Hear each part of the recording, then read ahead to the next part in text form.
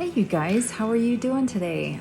Today, I want to talk about intermittent fasting and emotional eating and how the two can work together really well. And before I continue, I want to introduce myself to those of you who don't know me. My name's Julie, and I am an emotional eating health coach who helps people gain control of their thoughts so they can take control of their lives and their body. And so now we'll jump into actually a question that I wanted to answer. Somebody had asked last week for my Q&A and I didn't get a chance to answer it. So I want to answer it really quick before we dive into the intermittent fasting and emotional eating. So this question is from Adam, and he says, how do you stop thinking about food or snacks? I do website and logos all day, and I found that when I work, I want to snack all the time. If I don't, I sit there thinking about it. And then I drink more water, and the trick doesn't do anything, the drinking more water trick. And so I want to address the drinking water part of it first. The reason why drinking water doesn't help is because it's like you're ignoring the urge. You're not dealing with the root problem of why you want to overeat. And so what you're doing is you're just covering it up, and you're not honoring the fact that you have an emotion that's causing you to want to overeat. And usually in a case like yours, I would say it would be boredom. Maybe you need to switch things up. I don't know. Only you know.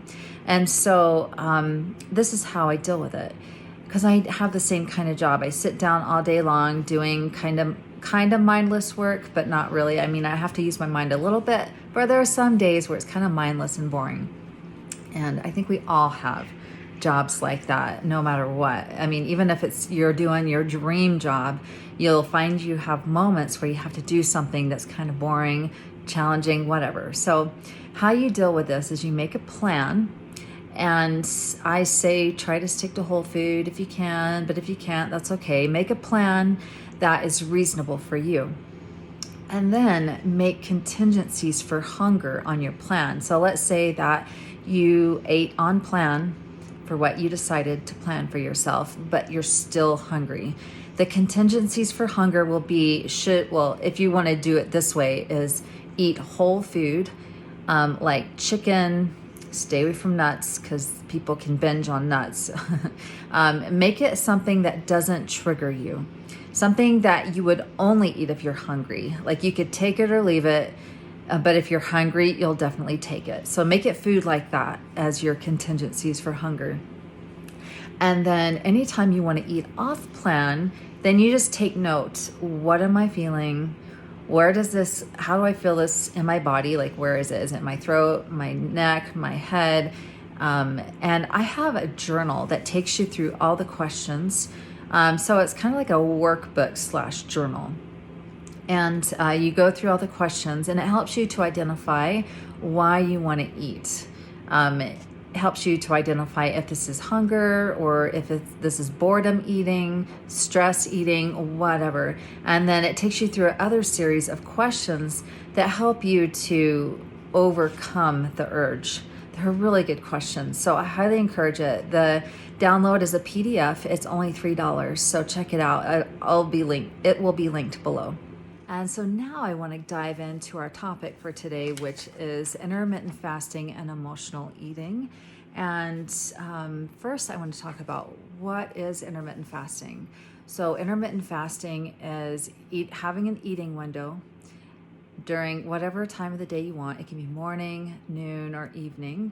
And then after the eating window period of time is over, then you don't eat anything. You don't drink anything or eat anything or chew gum or eat breath mints, nothing that resembles food in any way, shape, or form, because anything that tastes sweet or savory is going to trigger the brain to release insulin, which is a fat storage hormone. So no anything that tastes like food. Usually people do well with black coffee, and that's it. I would stay away from any kind of lemon drink of any kind because the acid in the lemon can be very irritating on some people's tummies.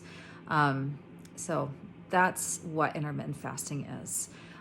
People will do all different kinds of time windows. Some people do a 4-hour window of time that they eat, and some people do an 8-hour. Mostly people have to work up to a certain eating window. So you wouldn't want to start out with a 4-hour eating window where you eat during that window. You would work yourself up. So you'd start out with a 10-hour eating window, 8-hour, 6-hour, and then work your way up to 4 hours. Because if you go all in to 4 hours, some people can't handle the stress of it and it sabotages them. So they have to work their way up. And the first month, usually people have some tiredness, headaches, and that's completely normal. But once that month is up, that should pass, and you should feel great and really appreciate the benefits of it. More energy. You'll start to reap the benefits of not having so much food that you have to plan all the time. Not having to worry about food when you're out and about as much as you used to, or blood sugar crashes. It just is amazing. I cannot even tout the benefits of it enough. So that's what intermittent fasting is. If you guys have any questions about it, please comment below what your questions are. Almost forgot to mention the hunger. During that first month, you will have hunger pangs, but I want you to know that the hunger pains only last for about 2 to 3 minutes. And if you sit through them and let them pass, usually what will happen is you will get a renewed energy after sitting through the hunger pain.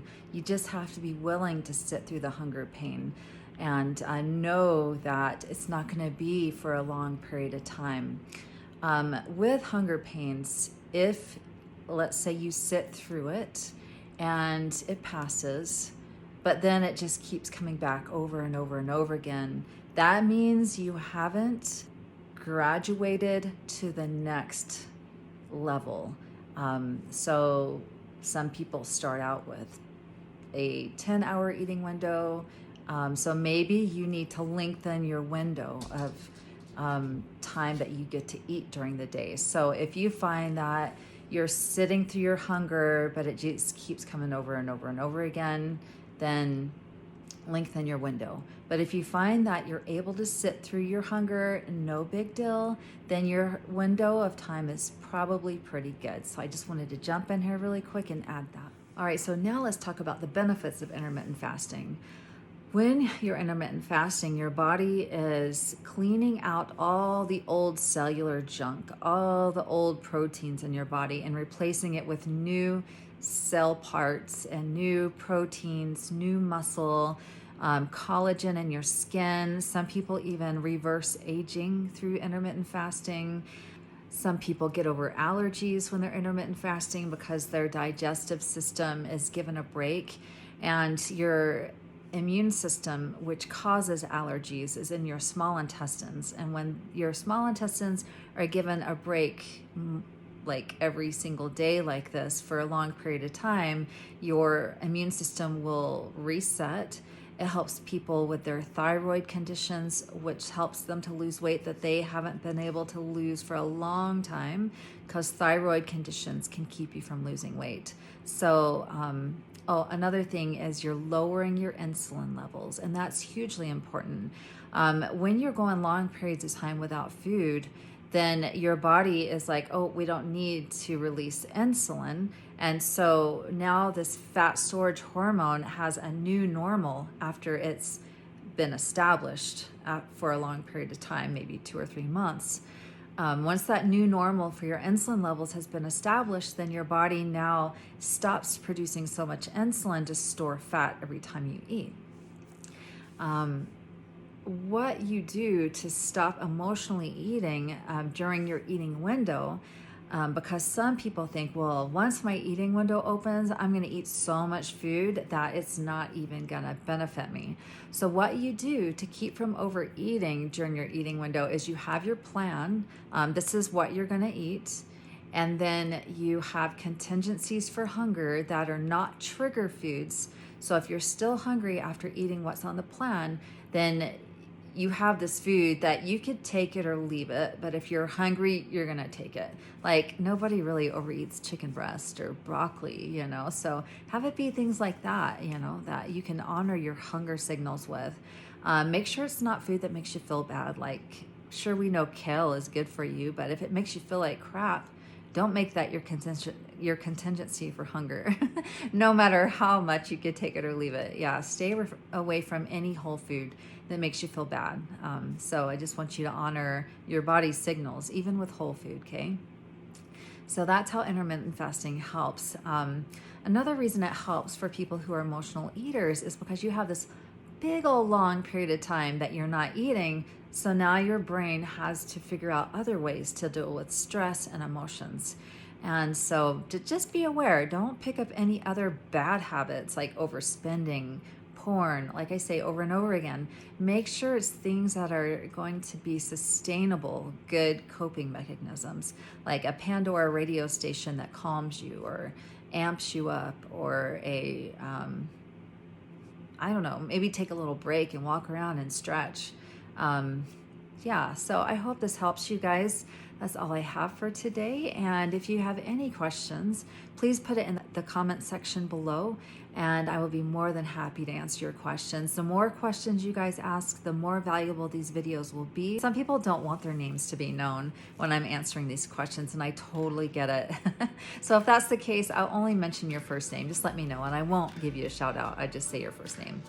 And yeah, check out my website if you want a free consultation at www.destinationnewlife.com. And don't forget, I have an emotional eating workbook / journal down below in the description that you can download for $3. And I hope you guys have a super blessed week.